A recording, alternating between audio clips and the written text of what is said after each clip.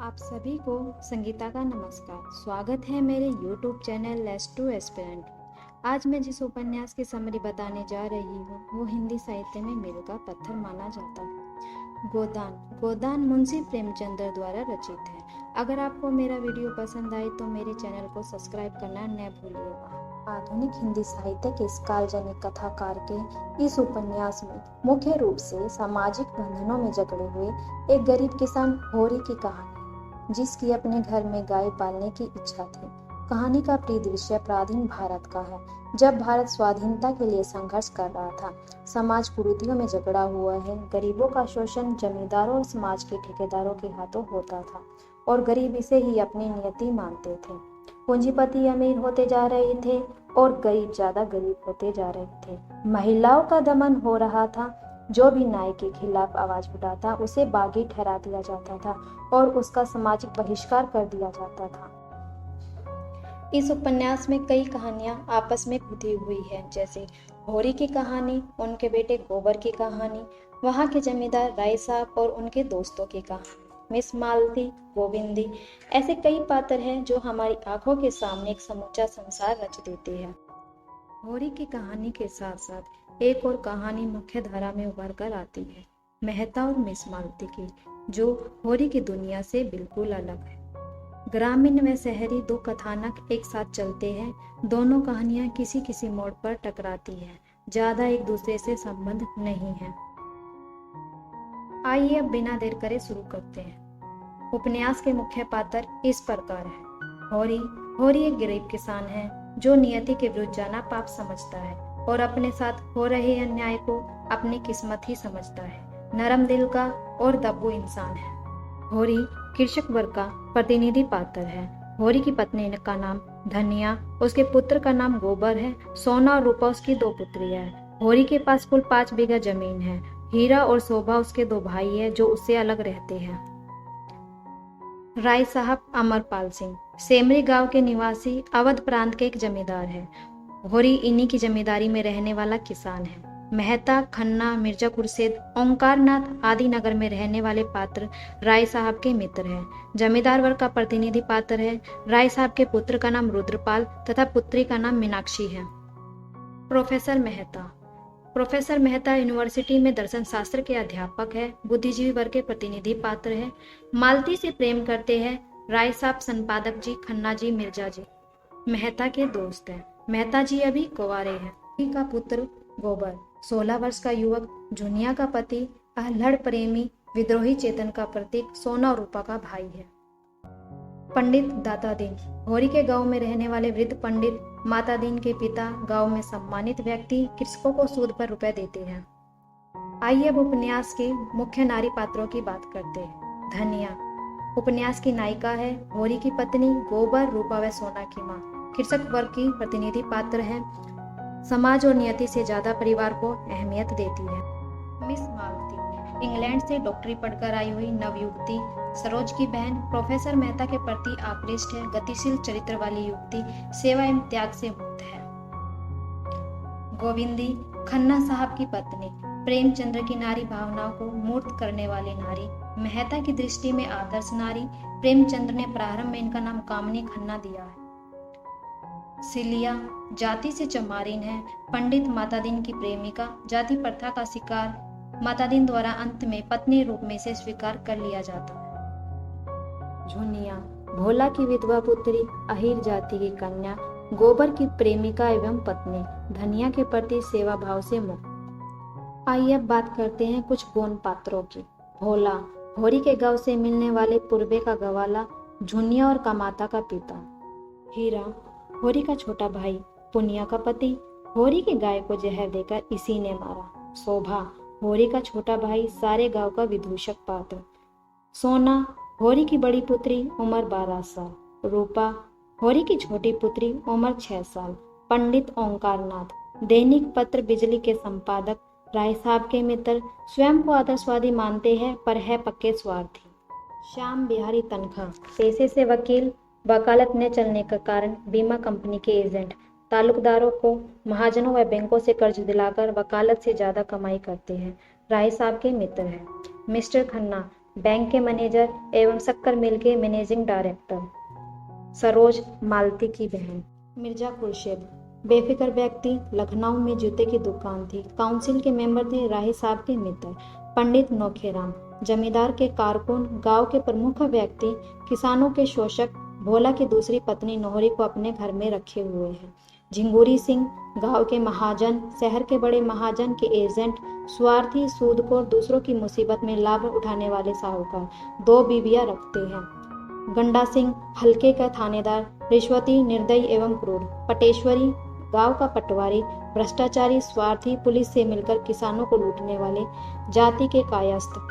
नोहरी जाति की अहीरीन, झुनिया के पिता भोला से उसने दूसरा विवाह किया था।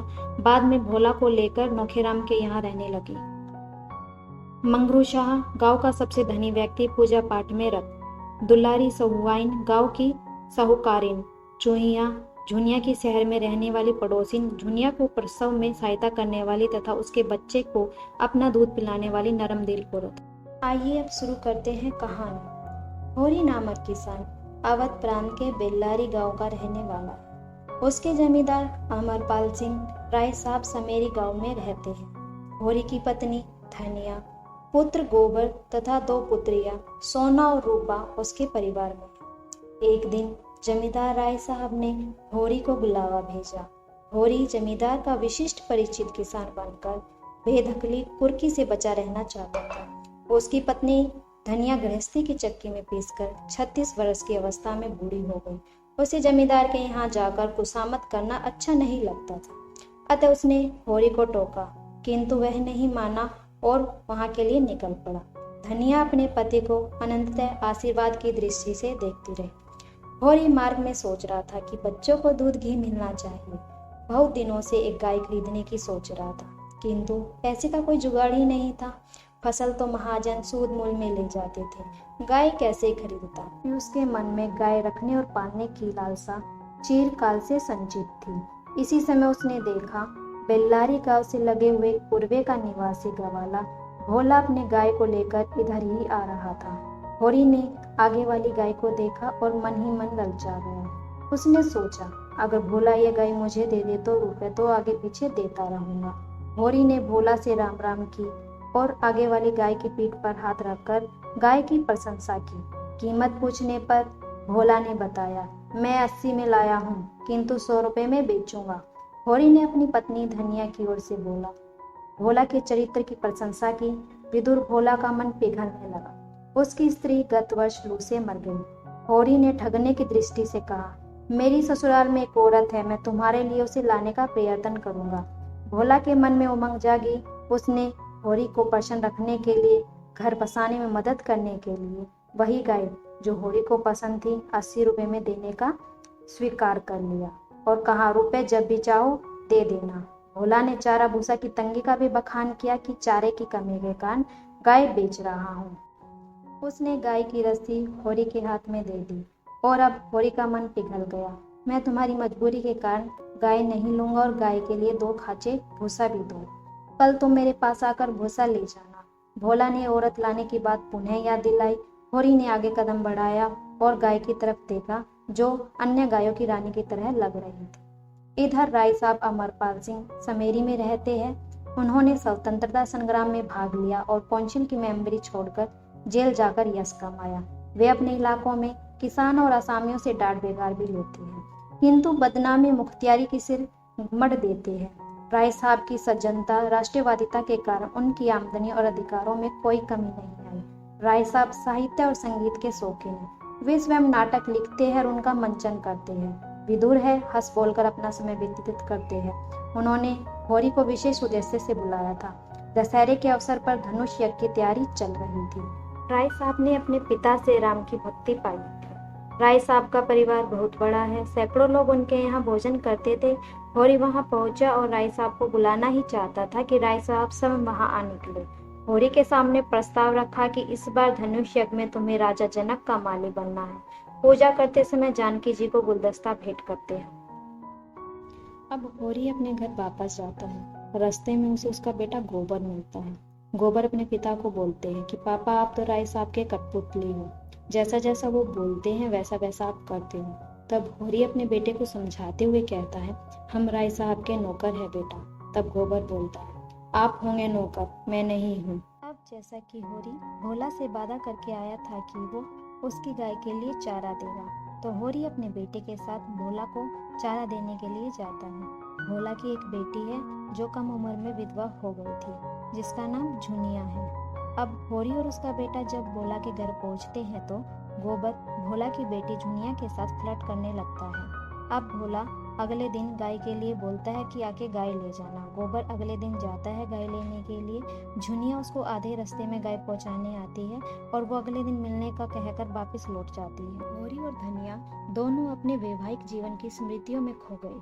थोड़ी देर में बांस खरीदने वाला चौधरी 15 रुपए सैकड़े के भाव से पैसे चुकाता है और होरी चुपचाप स्वीकार कर लेता है। थोड़ी देर में गोबर गाय लेकर आ गया। स्वागत के साथ गाय को घर में अंदर ही बांधा गया। होरी तो गाय को बाहर बांधना चाहता था, किंतु धनिया के आग्रह पर गाय को आंगन में ही बांधना पड़ा। अब रूपा सोना गाय के विभिन्न कामों का बंटवारा करने लगी। अगले दिन दाता दीन ने आकर गाय की प्रशंसा की।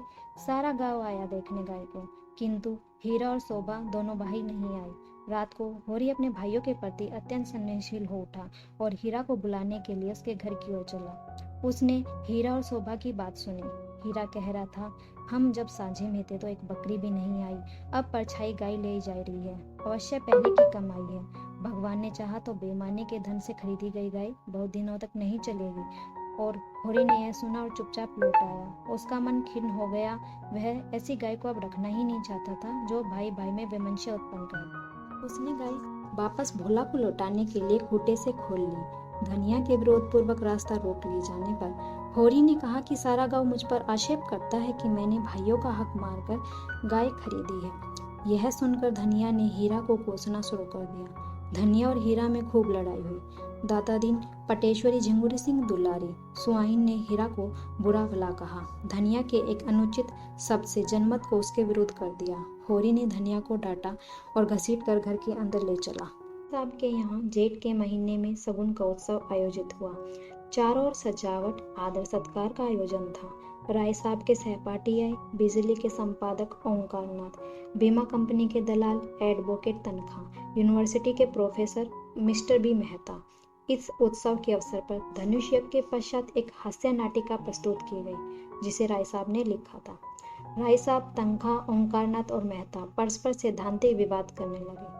तनखा ने नाटक की आलोचना की। मिस्टर मेहता ने सिद्धांत की आड़ में राय साहब की कथनी करने को आड़े हाथों लिया और कहा कि किसानों का हितैषी बनना और उनसे बेकार दंड लेना अनुचित है। मेहता का विचार है, जिसे आप अच्छा समझते हैं उसे खुलकर करो, किंतु कथनी करने में अंतर कपट है। राय साहब ने बड़ी गंभीरता से मेहता की बात का समर्थन करते हुए कहा, इस गरीब देश में गरीबों के लिए रोटी तक नहीं है और गरीबों की भलाई की डींग हाँकने वाले हजारों रुपए फटकारते हैं। यह व्यवस्था का ही दोष है। ओंकारनाथ में भी विवाद में पड़ते हुए स्पष्ट कहा। मेहता की बड़ी तनख्वाह पर छिटाकंसी की।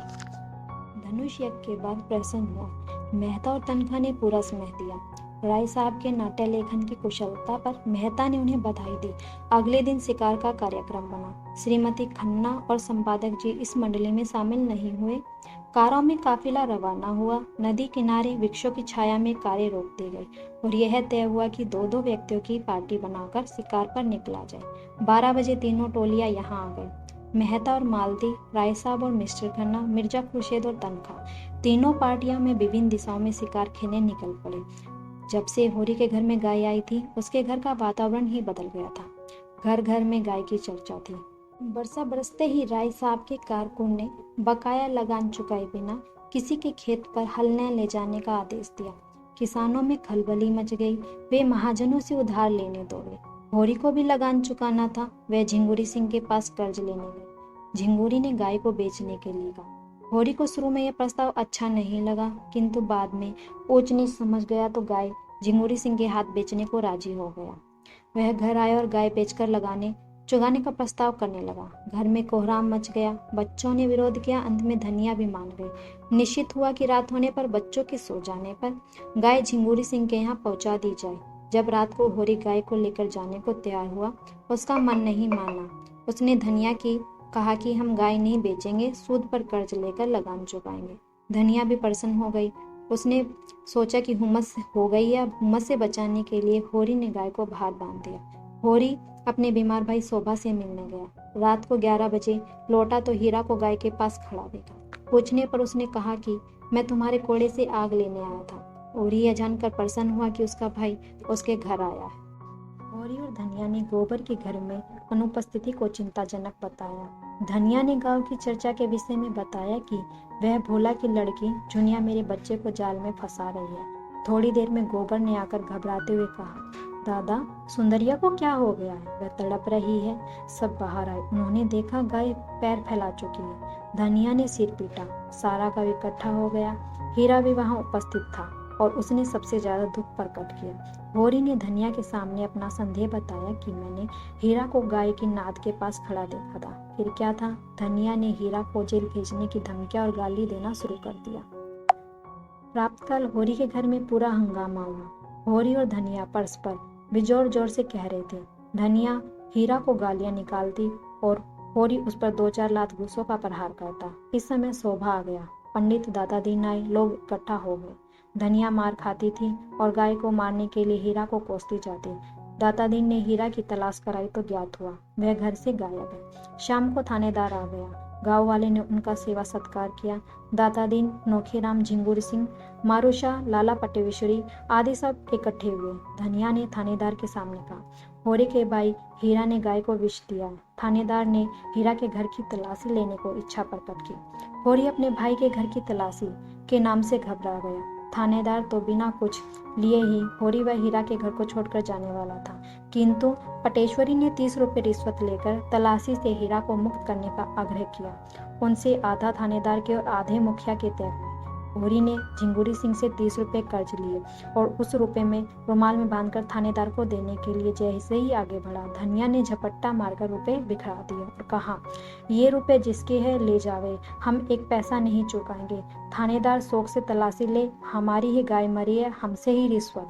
धनिया के इस चंडी रूप से थानेदार ने दबे पाव वहां से प्रस्थान किया और हरजाना पंचों से वसूल किया। सारा गांव समुदाय में धनिया के देवी रूप की चर्चा होने लगी। एक रात गोबर झुनिया को उसके पिता के घर से ले आया। उसे 5 महीने का गर्भ था। झुनिया को अपने घर के दरवाजे पर छोड़कर माँ बाप के क्रोध से बचने के लिए कहीं चला गया। झुनिया को गर्भवती अवस्था में अपने द्वार पर आई देखकर धनिया अपने पति को खेत की मड़ैया से ले आई और होरी ने कहा कि मैं अब इसे घसीटकर घर से बाहर निकाल दूंगा। तो धनिया ने सौगंध दिलाई और कहा कि बेटा ही कपूत निकला, जो कलंक लगना था सो लग गया, अब झुनिया को नहीं निकालना। झुनिया भी होरी के पाँव में पड़कर गिड़गिड़ाई। होरी ने आश्वस्त किया कि बिरादरी को भोज भात देकर लोगों की निंदा और कोप से बचेंगे। दूसरे दिन झुनिया को घर में रख लेने से पूरे गांव में हल्ला हो गया। दादा दीन ने होरी से कहा कि ऐसी कुलछनी को घर में क्यों रखा है। पटेश्वरी ने झुनिया को उसके बाप के यहाँ बेचने की सलाह दी, किंतु धनिया और होरी ने स्पष्ट कह दिया कि झुनिया गर्भवती है और हम दो की हत्या का दायित्व नहीं ले सकते। पंचों को होरी और धनिया का व्यवहार अच्छा नहीं लगा। कारकुन नोखेराम, झिंगुर सिंह, दाता दीन, पटेश्वरी ने मिलकर होरी को सबक सिखाने का षड्यंत्र रचा। जो लगान चुका दिया था उसी को दोबारा वसूलने की योजना बनाई। फिर 100 रुपए का ताइवान लगाने की बात हुई। उसी दिन झुनिया को बच्चा हुआ। पंचों ने गांव को इकट्ठा करके होरी पर दंड लगाने की प्रक्रिया निभाई और 100 रुपए नगद तथा 30 मन अनाज होरी पर दंड दिया। धनिया ने विरोध किया कि ये पंच नहीं, कसाई है जो मेरी जायदाद हड़पना चाहते हैं। हम दंड नहीं देंगे, जिसे जो करना है कर लो। किंतु होरी बिरादरी और पंचों से इतना भयभीत था कि खलिहानों से सीधा अनाज लाकर पंचों के सामने ढेर कर दिया। जब 2 मन अनाज ही शेष रहा तो धनिया ने होरी के हाथ से टोकरी छीन ली। होरी को यह कहना पड़ा कि सारा अनाज यहाँ आ चुका है, अब मेरे पास एक दाना भी नहीं है। होरी का घर भी 80 रुपए में झिंगुरी सिंह के यहाँ गिरवी रख दिया गया। नोखेराम तो होरी के बैल भी बिकवाना चाहता था, किंतु पटेश्वरी और दाता दीन ने उसका विरोध किया। उधर घर में धनिया अकेले ही पोते के जन्म पर गला फाड़ फाड़ कर गीत गा रही थी। मालती इंग्लैंड से पढ़कर आई थी। मालती के पिता जमीन जायदाद की दलाली करते थे और लकवे से पीड़ित थे। मालती की 2 बहनें सरोज और वर्धा थी। सरोज बीए में पढ़ती थी। मालती के 500 रुपए से घर का खर्च बड़ी कठिनाई से चलता था। मालती कई जगह से कर्ज लेकर भी घर का खर्च चलाती थी। वह बाहर से तितली और भीतर से मधुमक्खी थी। मालती ने विमेंस लीग नामक एक महिला संस्था की स्थापना की। उसी संस्था में डॉक्टर मेहता का भाषण रखा गया। सभी विशिष्ट व्यक्ति वहां उपस्थित थे। राय साहब, संपादक मिर्जा, मिसेज खन्ना आदि भी मेहता के विचारों को सुनना चाहते थे। मेहता ने अपने भाषण में नारी को पुरुष से महान बताया। पुरुष में हिंसा, प्रतिशोध, कठोरता, विध्वंस आदि के और नारी में स्नेह, समर्पण, त्याग और सृजन आदि दिव्य गुण होती है। पुरुष किसी भी प्रकार नारी की बराबरी नहीं कर सकते। वोट का अधिकार पाने की बात कहना भी इस युग का माया जाल है। स्वच्छंद प्रेम भी उद्दीप्त वासना है। दाम्पत्य जीवन और त्याग पर टिका होता है। भाषण समाप्त होने पर सभी ने मेहता को बधाई दी। मेहता मिसेज खन्ना के नारीत्व से बहुत प्रभावित थे। मिर्जा ने मेहता को गोद में उठाकर मुबारक दी। खन्ना और श्रीमती खन्ना का पारस्परिक खिंचाव सबको ज्ञात था। मेहता ने मालती से कहा कि तुम खन्ना को समझाती क्यों नहीं कि पत्नी के साथ सद्व्यवहार किया करे। मालती ने इसमें अपना अपमान महसूस किया। फिर भी मेहता ने इतना तो कह ही दिया कि आप खन्ना के साथ रहना छोड़ दो, मिसेज खन्ना का संकट हल हो सकता है। मालती को इस बात का दुख हुआ। भोला ने होरी से गाय के पैसे मांगे। होरी के पास पैसे न होने के कारण भोला होरी के दोनों बैल खोलकर ले गया। बैलों के बिना खेती नहीं हो सकती थी। परिवार ने मजदूरी करने लगा। बुआई के बाद मजदूरी मिलना भी कठिन हो गया। होरी के घर में खाने के लाले पड़ गई। नन्ही रूपा तो भूखी मरती पूनी चाची के घर गई और रोटी खाई आई। होरी मन हारे बैठा रहा। आज उसके घर में चूल्हा तक नहीं जला। इसी समय दादा दीन ने समझाया कि तुम्हारे पास बैल नहीं है, मैं तुम्हारा हितैषी हूँ। मैंने तुम पर पंचों से कहकर दंड कम करवाया था। अब राय साहब ने सब पंचों को लताड़ा है। मैं तुम्हारे खेत में मेरे बैल से जुतवा दूंगा। पैदावार का आधा आधा हम बांट लेंगे। होरी यह जानते हुए भी कि यह घाटे का सौदा है, खेती को प्रति न रखने, लगान का प्रबंधन करने, बेदखली से बचने के लिए सहमत हो गया। दादा दीन ने होरी को अनाज दिया। तब कहीं जाके धनिया ने पीसा और पकाया। एक दिन खेतों में बुवाई शुरू हुई। दादा दीन को सेत में के मजदूर मिल गए। उनका पुत्र माता दीन सिलिया चमारिन को रखे हुए था। सारा गांव जानता था, किंतु वे अपने धर्म का भोजन तक ही मानते थे। अब सांझे की खेती के पश्चात माता दीन भी होरी के घर आने जाने लगा और झुनिया को फुसलाने का प्रयत्न करने लगा। झुनिया हंस बोलकर ही कुछ ऐठ लेती थी। सोना इस बात को जानती थी। झुनिया और सोना परस्पर रसीली मजाक करती रहती थी। इलाके में शक्कर मिल खुल गई जाने से किसानों ने सारा गन्ना मिल को ही तोलने का निश्चय किया। सभी किसान कर्ज से लदे थे। वे जानते थे कि खेती गन्ने की सारी कमाई महाजन ले जाएंगे। दादा दीन, पटेश्वरी, नौखेराम, झिंगुरी सिंह किसानों को कर्ज देते थे और ब्याज बढ़ाकर कई गुना रकम वसूलते थे। होरी का गन्ना 125 रुपए का गया। झिंगुरी सिंह ने मिल में बैठकर 100 रुपए सीधे ले लिए और 25 रुपए होरी के सौंप दिए, जो नौखेराम ने छीन लिए। खाली हाथ होरी घर आया तो धनिया ने सिर पीट लिया। आज उसके पास कथा भागवत पर चढ़ाने के लिए 4 पैसे भी नहीं थे। पर शहर में रहकर पैसा कमाने लगा और लोगों को ब्याज पर पैसा देने लगा। इधर होरी, धनिया, रूपा और झुनिया और मजदूरी की तरह अपने ही खेत में काम करके दाता दीन की डांट खा रहे थे। दाता दीन उन्हें पल भर विश्राम नहीं करने देता था। होरी अपमानित हो उन्मत्त बन गंडासा उठाकर ईख के टुकड़े कर रहा था। उसका शरीर पसीने से तर हो रहा था। सहसा वह मूर्छित होकर गिर गया। धनिया पागलों की तरह दौड़ी और रो रही थी। पटेश्वरी उसे धीर बंधा रहा था। होरी ने आंखें खोली। लोग उसे उठाकर घर लाए। दाता दीन को अभी भी अपने बुआई में देरी का भय था, किंतु माता दीन इतना निर्दयी नहीं था। वह होरी के लिए दूध लाया। दूध पीकर होरी में जान आ गई। इसी समय गोबर अपना सम्मान लिए आ गया। माँ बाप सब प्रसन्न हुए। धनिया आसमान कर रही थी। गोबर ने उसे किनारेदार साड़ी दी। धनिया को भी वैसी ही साड़ी दी। होरी को धोती और दुपट्टा दिया। सब लोग प्रसन्न थे। गोबर के लिए दुलारी से गेहूं का आटा मांगकर रोटी बनाई गई। गोबर बच्चे के लिए फ्रॉक लाया था। बच्चे ने फ्रॉक पहनी। झुनिया ने गुबार निकाला कि कोई मिल गई होगी शहर में तुम्हें। मैंने तुम्हारे सिवा किसी को नहीं जाना। गोबर ने कसमें खाकर विश्वास दिलाया। ने भोला द्वारा बैल खोलकर ले जाने, पंचों द्वारा दंड देने, सांझे में खेती होने आदि की दुखद कथा गोबर को सुनाई। गोबर क्रोध से उबल रहा था। कि मैं पटेश्वरी, दादा दीन, झिंगुरी सिंह आदि के पेट से 100 रुपये निकलवा लूंगा। गोबर ने झुनिया को अपने साथ शहर ले चलने का प्रस्ताव रख दिया, किंतु झुनिया होरी और धनिया से डर रही थी कि वे इजाजत नहीं देंगे। गोबर ने होली के अवसर पर सभी युवकों को इकट्ठा करके एक तमाशे का आयोजन किया। आसपास के गांव से तमाशा देखने के लिए लोग इकट्ठा हुए। सबसे पहले तमाशे में झिंगुरी सिंह की दोनों औरतों की लड़ाई, नाच नखरे, किसानों को कर्ज देकर लूटने पर तीखा व्यंग किया गया। झिंगुरी सिंह 10 रुपए का कागज लेकर किसानों को 5 ही नगद रुपए देता था। इस बेईमानी को गिरधर ने झिंगुरी का स्वांग बनाकर उजागर किया। लोग हंसते हंसते लोटपोट हो रहे थे। इसी प्रकार पटेश्वरी, नोखेराम और दाता दीन की भी खबर ली गई। सवेरे चारों ओर वही नाटक के संवाद और फिक्रे शुरू हो गई थी। झिंगुरी तो हंसी में उड़ा ले गई, पर पटेश्वरी और दाता दीन को यह चुप गई और दाता दीन होरी से काम का हर्जाना मांगने लगे। गोबर और होरी ऊख का खेत सींच रही थी। सोना और रूपा लड़ रही थी। गोबर ने सोना और रूपा को 2 थप्पड़ जड़ दिए। वो दोनों रोती हुई खेत से निकलकर घर को चली दी।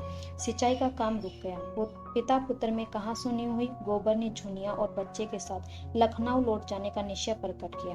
धनिया बच्चे को अकेले नहीं भेजना चाहती थी। उसे भ्रम हुआ कि झुनिया ने सिखाने के चक्कर में गोबर उसे छोड़कर जा रहा है। सास और बहू में भी तकरार हो गई। इससे पूर्व नोखेराम के प्यादे ने होरी को लगान चुकाने की ताकती की। होरी ने नोखेराम के सामने बार बार कहा कि मैं तो पाई पाई लगान पहले ही चुका चुका हूँ। नोखेराम ने रसीद मांगी। होरी के पास कोई उत्तर नहीं था। यह सुनकर गोबर स्वयं नोखेराम के पास गया और उसे धमकी दी कि राय साहब के पास मैं भी रहता हूँ, उन्हीं से शिकायत करूंगा कि तुम कैसे लोगों से लगान लेते हो, उन्हें रसीद नहीं देते। नोखेराम ने परिस्थितियों को भाप लिया और कहा, तुम गर्म क्यों होते हो? लगान चुकाया है तो रसीद कहीं टंगी पड़ी होगी।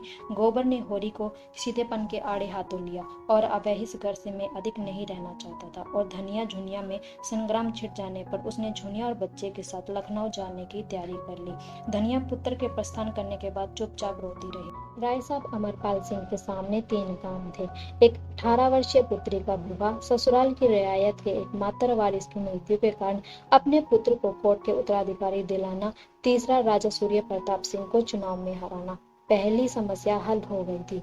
उनके भाग्य से कुंवर दिग्विजय सिंह की पत्नी का देहांत हो गया। यद्यपि कुंवर साहब समस्त बुरी संगतों के शिकार थे, किंतु यह सगाई राय साहब ने पक्की कर ली। राय साहब के ससुराल की रियायत 50 लाख की थी, जिस पर उनके चचेरे सालों ने कब्जा कर लिया था।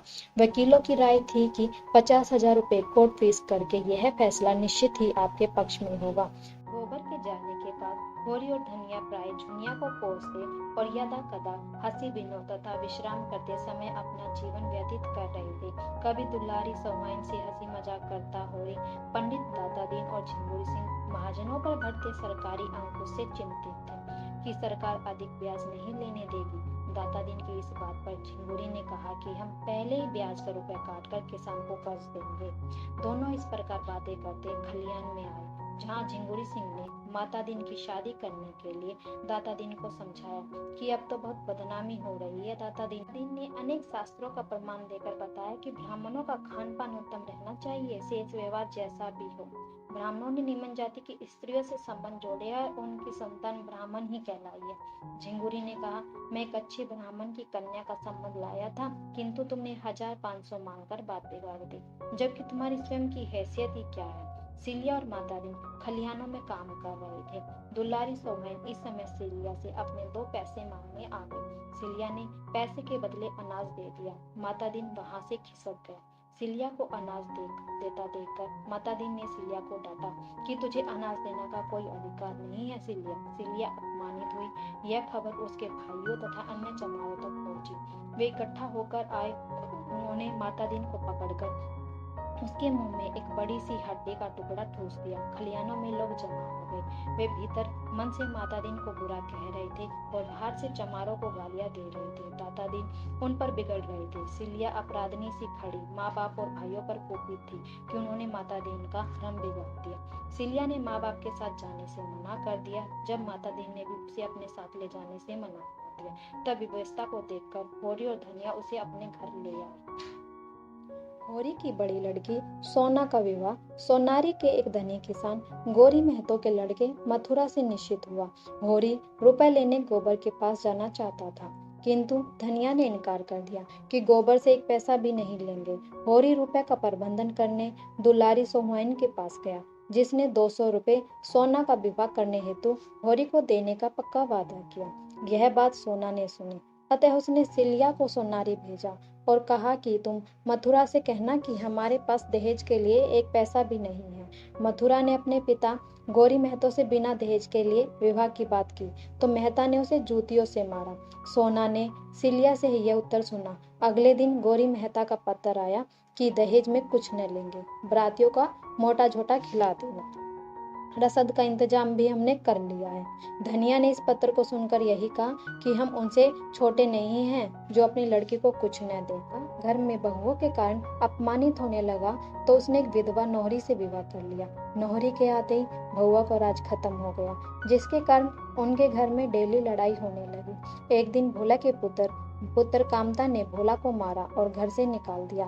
पंडित नौखेराम ने जवान स्त्री साथ में देखकर भोला को अपने यहाँ शरण दे दी। नौहरी का मिजाज आसमान में चढ़ गया। उसने एक दिन शोभा को नौखेराम से डांट दिलाई, एक दिन लाला पटेश्वर को अपमानित कराया। भोला यहाँ अपने आप को अपमानित महसूस करने लगा था। वह अपने पुत्र कामता के साथ रहने को चाहता था, किंतु नौहरी ने उसके हाथ पकड़ लिए और बोली, मैं पंचायत में नाई कराऊंगी। बेचारा भोला कहाँ जाता। नौहरी गांव में नौखाराम के कारण राज करने लगी।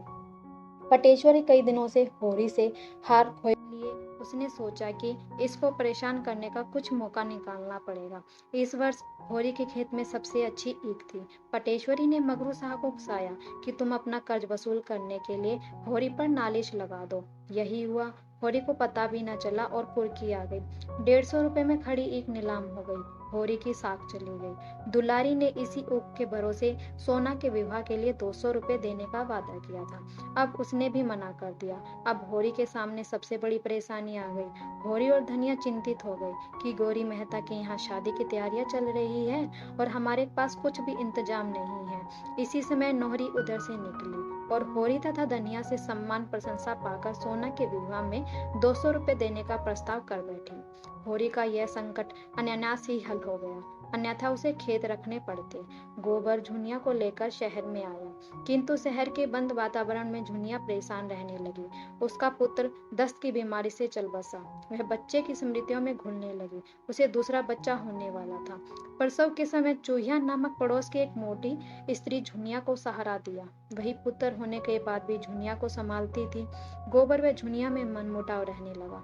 गोबर अब शक्कर मिल में काम करता था। शक्कर पर सरकार ने टैक्स लगा दिया और मिल मालिकों ने मजदूरी कम करने का ऐलान कर दिया। मजदूर संघों ने हड़ताल का आह्वान किया। गोबर मिल के गेट पर हड़तालियों के आगे खड़ा। मिल में समझौता नहीं हो रहा था। नए मजदूरों की भर्ती की जा रही थी। नए पुराने मजदूरों के संघर्ष में गोबर घायल हो गया। मिर्जा जी ने उस पे घर पर पहुंचाया। झुनिया का नारीत्व जाग उठा। उसने गोबर की दिन रात सेवा की। चूहिया ने झुनिया को पूरा सहयोग दिया। यद्यपि एक दिन गोबर ने उसे अपने घर ने आने का निर्देश दे दिया। झुनिया की सेवा ने गोबर का दिल जीत लिया। स्वस्थ होने पर वह झुनिया के साथ किए गए दुर्व्यवहार पर लज्जित था। मिस्टर खन्ना मजदूरों को किसी प्रकार की रियायत नहीं देना चाहते थे। मालती, मेहता, संपादक जी, मिर्जा जी और स्वयं गोविंदी भी इसी पक्ष में थे कि मजदूरी कम न की जाए, किंतु खन्ना को अपने अधिकार का अभिमान था। नए मजदूर उन्हें सस्ती दर पर उपलब्ध हो रहे थे। मिल के डायरेक्टर्स उनका विश्वास करते थे। मिल में हड़ताल की परिस्थितियों में वे डॉक्टर मेहता से परामर्श करना चाहते थे। मालती के घर में मेहता मिले, जिन्हें मालती ने भोजन पर आमंत्रित किया था। उसने भोजन अपने ही हाथ से पकाया था।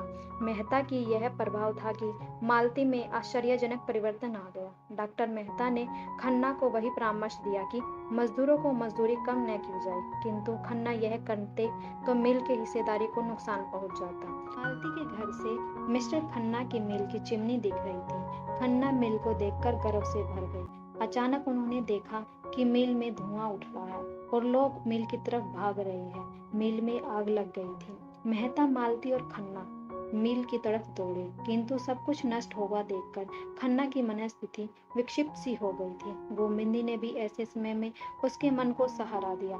उसने कहा कि जीवन का सुख दूसरों को सुखी देख करने में है, लूटने में नहीं। अब तुम न्याय के सैनिक बनकर जीवन का आनंद पाओ। मिल जल जाने के बाद खन्ना और गोविंदी का दाम्पत्य जीवन भी पटरी पर आ गया। खन्ना मालती की ओर से निराश हो गई थी और एकमात्र गोविंद ही उनके परिवार की धुरी हो गई थी। मालती में सेवा भाव का विकास हो गया था। एक दिन मालती और मेहता घूमते घूमते बेल्लारी गांव पहुंचे, जहां वे होरी के यहाँ ठहरे। वह मेहता से पूर्व परिचित थे तथा जब वे धनुष यज्ञ में माली बना था तो उन्होंने पठान मेहता को पकड़कर दबोच चुका था। मालती ने गांव के बच्चों और महिलाओं के स्वास्थ्य की जांच की। उन्होंने अच्छे जीवन की जानकारी दी। संध्या को मेहता गांव वालों की कुश्ती देखते रहे। रात को गांव वालों ने आग्रह पूर्वक मेहता को और मालती को वहीं रख लिया। प्रकृति प्रेमी मेहता मालती को लेकर नदी किनारे आ गया और भाव की नाव बनाकर नौका विहार करने लगे। यहाँ मेहता ने मालती से कहा, यदि मेरा प्रिय मुझसे विश्वासघात करे तो मैं उसे मारकर स्वयं ही अपनी जीवन लीला समाप्त कर लूंगा। मेरे लिए प्रेम खूंखार शेर है जो अपने शिकार पर किसी अन्य का अधिकार देख ही नहीं सकता। डॉक्टर मालती मेहता की ऐसी हिंसक बात सुनकर सहम गई। उसने कहा कि मैं प्रेम को गाय की तरह मानती हूँ। तुम्हारे प्रति मैं आदर से पूर्ण हूँ, किंतु शायद अब मैं प्रेम का व्यवहार न कर सकूंगी। राय साहब के पुत्र रुद्रपाल ने कोर्ट में मालती की छोटी बहन सरोज से विवाह कर लिया। राय साहब ने राजा सूर्य प्रताप की पुत्री के साथ यह विवाह तय कर लिया था और दहेज में जीतकर मिनिस्ट्री अवश्य हो गई थी। इसलिए तंखा जैसे चालाक व्यक्ति ने पुनः उनकी खुशामद करने के लिए राय साहब के घर में पैर रखा। तंखा ने खुशामद की। राय साहब के प्रतिद्वंदी राजा सूर्य प्रताप सिंह की बुराई करने लगे। उसी समय राजा सूर्य प्रताप वहां आ गए और बोले, तनखा को देखकर क्रोध से बोले, तुमने मुझसे सारा पैसा वसूल कर लिया और दावत का पैसा यथास्थान चुकाया नहीं। तुम विश्वासघाती हो। तनखा नजर न मिला उसके। राय साहब ने भी उन्हें अपमानित करके निकाल दिया। अब राय साहब ने लज्जित होते हुए कहा कि रुद्रपाल ने मेरी इज्जत मिट्टी में मिला दी। राय साहब ने सब सुन लिया था। उन्होंने सरोज को गायब करने की भी योजना सामने रखी, जिससे राय साहब ने अनुचित मानकर ठुकरा दिया। राय साहब क्रोधित होकर चले गए। राय साहब की पुत्री मीनाक्षी की शादी कुंवर दिग्विजय सिंह के साथ हुई, जो विलासी और वेश्यागामी थे और मीनाक्षी पर दुष्चरित्र होने का आरोप लगाते थे। अदालत ने मीनाक्षी के पक्ष में फैसला दिया और गुजारा भत्ता भी दिग्विजय सिंह से दिलाने का आदेश दिया। मीनाक्षी उसे सबक सिखाना चाहती थी, अतः एक रात हंटर लेकर दिग्विजय सिंह के महल में पहुंची, जहां वेश्या का नाच हो रहा था। उसने हंटर से वेश्या की खबर ली और भविष्य में इधर न आने के लिए भरपूर धमकी देकर छोड़ दिया। तब से पति पत्नी एक दूसरे की जान के दुश्मन बन गए थे और तनखा ने रुद्रपाल का आश्रय ले लिया और पुत्र की ओर से पिता पर संपत्ति का बंटवारा का दावा किया। 10 लाख रुपए की डिग्री हो गई थी। बेचारे राय साहब जीवन में पराजित थे।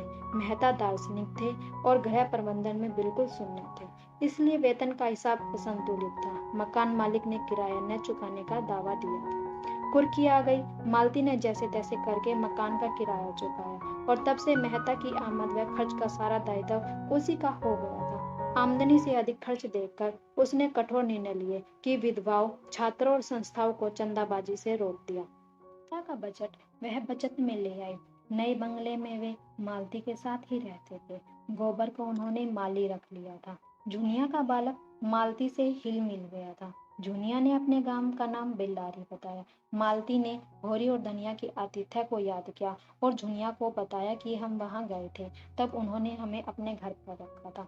जुनिया ने बताया कि वे मेरे सास ससुर थे। जुनिया का बच्चा मंगल मालती और मेहता दोनों के स्नेह का भाजक बन गया। वे उन दोनों को प्रिय लगता था क्योंकि वो एक बच्चों के बिल्कुल समीप आ गए थे। एक बार उसे चेचक निकला, तब दोनों ने उसे पल भर भी नहीं छोड़ा और उसकी बहुत सेवा की और बहुत जल्दी उसे ठीक कर दिया। मेहता मालती के सेवा और त्याग से प्रभावित हुआ। उसने देखा कि मालती कितने सच्चे भाव से बच्चों की सेवा करती है और समाज में भी लोगों की भलाई का काम कर रही है। इसलिए मेहता ने सोचा कि अब मैं मालती से विवाह करना चाहता हूँ और वो मालती को प्राप्त करने के लिए उतावले थे कि मालती ने कहा कि पति पत्नी की अपेक्षा मैं मित्र बनकर रहना उचित समझती हूँ। मेहता का रोम रोम मालती को समर्पित था। वे मालती के चरणों में लिपट गई। मालती उन्हें छाती से लगा लिया। सिलिया का लड़का था, वह बड़ा हो गया और रूपा के साथ खेलता था। माता दीन ने सैकड़ों रुपए खर्च करके अपना धर्म ब्राह्मण फिर से प्राप्त कर लिया, किंतु लोग उसे अभी भी अछूता ही मानते थे। तो माता दीन ने सोचा कि अब मैं ये करता हूँ कि लोग तो अब मुझे अछूता ही मानते हैं, इसलिए मैं सिलिया को अपने पास रख लेता हूँ। इसलिए उसने अपना जनेऊ भी तोड़ फेंका और सिलिया के लड़के को देखने जाने लगा, उसे गोद में भी लेने लगा।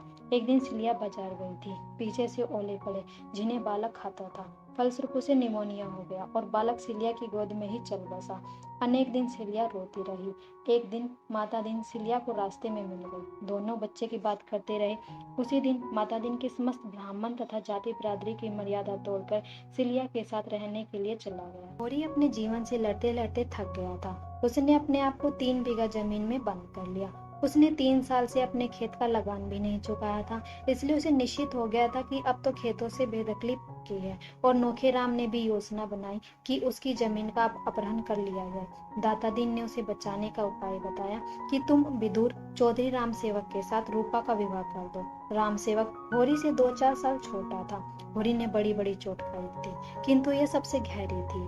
धनिया ने भी बेटी बेचने की योजना को पसंद नहीं किया, फिर भी होरी इस पर विचार करने लगा। 3-4 दिन बाद चौधरी राम सेवक उधर से निकला।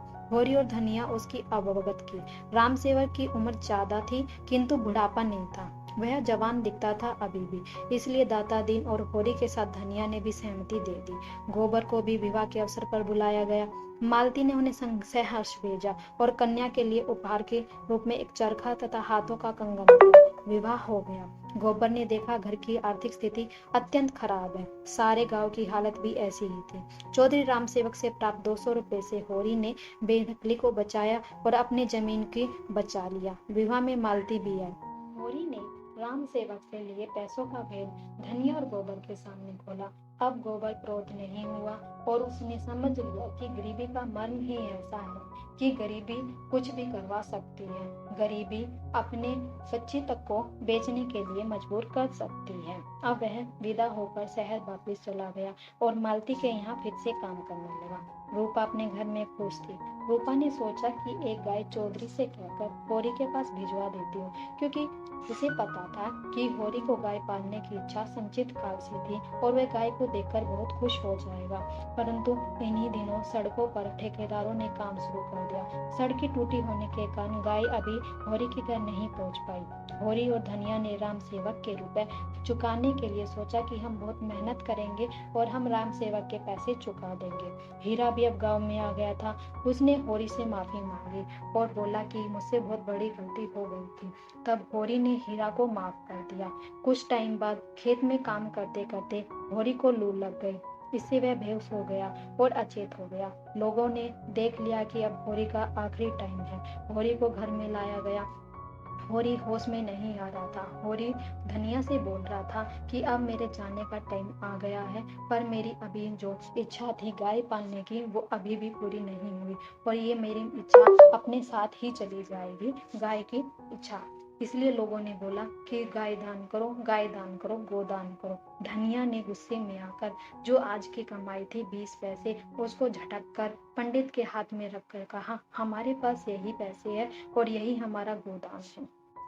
अब हम बात करते हैं कि गोदान किस तरह का उपन्यास है। कुछ विद्वानों ने हिंदी का गोदान को पहला महाकाव्यात्मक उपन्यास माना है। उनके अनुसार हिंदी का सबसे पहला महाकाव्यात्मक उपन्यास गोदान है। दूसरा, गोदान को त्रासदी के रूप में देखा जाता है, क्योंकि लास्ट में होरी की मृत्यु हो जाती है।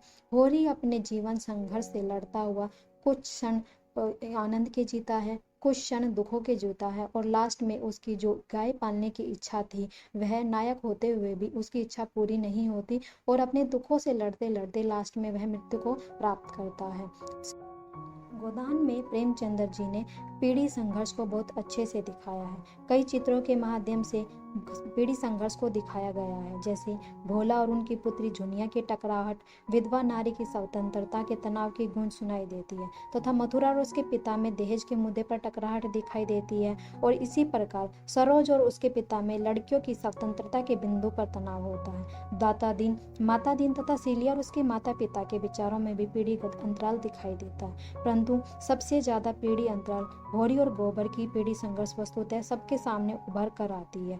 बोहरी और जो होरी मानता है कि हमें पारस्परिक किसान हैं, जो हम धर्म, बिरादरी और मर्जात से डरते हैं। वह संयुक्त परिवार को अहमियत देता है, धार्मिक आस्था जैसे मूल्यों को जीवन का सार्थक समझता है तथा समाज के दबाव को जकड़ने का कारण यथास्थिति मानसिकता का शिकार है। इसके विपरीत गोबर उस पीढ़ी का प्रतीक है जिसने औद्योगिकरण, पूंजीवाद, नागरिकरण तथा लोकतांत्रिक उभरती हुई दुनिया को अपनी आंखों से देखा है। वह बौद्धिकवाद, इहलोकवाद, समानता, स्वतंत्रता, न्याय जैसे आधुनिक मूल्यों के पक्ष में बहुत ही अपनी बातें रखता है और उसी को अपना मानता है, और वह पीढ़ी पर अपने शोषण और दमन को नियंत्रण मानकर झेलने को तैयार नहीं है। उनके कुछ शब्दों में हमें दिखता है कि किस तरह से प्रेमचंद्र जी ने इन दोनों के पीढ़ी संघर्ष को दिखाया है।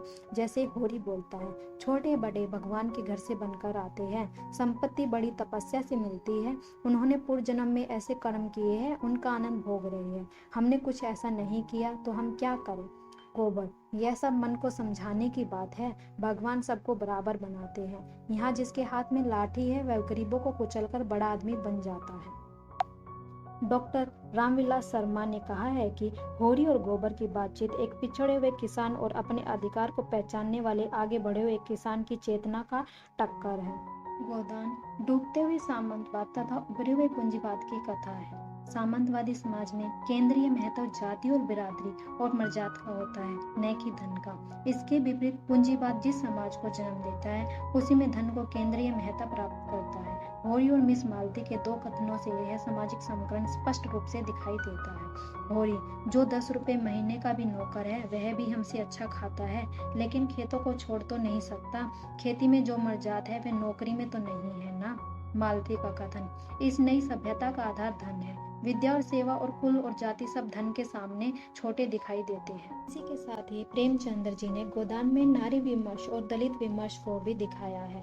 दलित विमर्श में सिलिया के माध्यम से दिखाया है। अगर आपको मेरी वीडियो पसंद आई हो तो मेरी वीडियो को लाइक करें, कमेंट करें और शेयर करें। मेरे चैनल को सब्सक्राइब करें। अगर आपको ऐसी ही कोई वीडियो की समरी, बुक की समरी चाहिए, उपन्यास की या फिर कहानी की, तो आप मुझे कमेंट करके बताइए, मैं उन पर भी वीडियो बना दूँगी।